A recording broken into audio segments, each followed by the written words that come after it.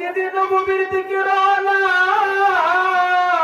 মন খারাপ, মনটা মলিন করে যাইতেছে। হঠাৎ রাস্তার ধারে গুনগুন গুনগুন করে আওয়াজ শোনা যায়, কান্নার আওয়াজ। আবু বকর কাছে গিয়ে জিজ্ঞাসা করলেন, কে তুমি, কেন কান্না করো? বলে, আবু বকর, আমি আর কেউ না, আমি ইবলিস শয়তান কান্না করি। আবু বকর রাদিয়াল্লাহু আনহু বলে, কেন তোমার কান্না? আজকে কান্না তো আমাদের কান্না হবে, তোমার তো খুশির দিন, তোমার তো আনন্দের দিন। তুমি এখন নবীর উম্মতদেরকে সহজেই ধোঁকা দিতে পারবে, সুযোগ পাবে। তোমার তো খুশির দিন, আমাদের তো কান্নার দিন, আমরা নবীকে হারাইলাম। শয়তান বলে, আবু বকর, তোমাদের খুশির দিন, আমার হলো কান্নার দিন। কেমন করে তোমার কান্নার দিন হয়?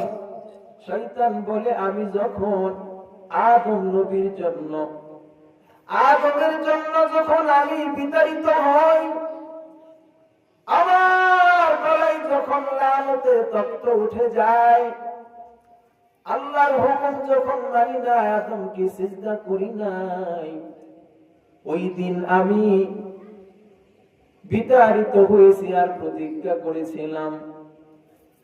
আদম নবী কান্না করে করে মাফ পেয়ে নিয়েছে নবীর নামে উসিলায়। আমি তো স্বয়ং নবীকে পেয়ে যাব। ওই দিন নবীর হাতে আমি তওবা করে, ক্ষমা আছে, ওই দিন আমি আল্লাহর কাছ থেকে ক্ষমা নিয়ে যাব, আমি ভালো হয়ে যাব, আমি আর মানুষদেরকে ধোঁকা দেব না।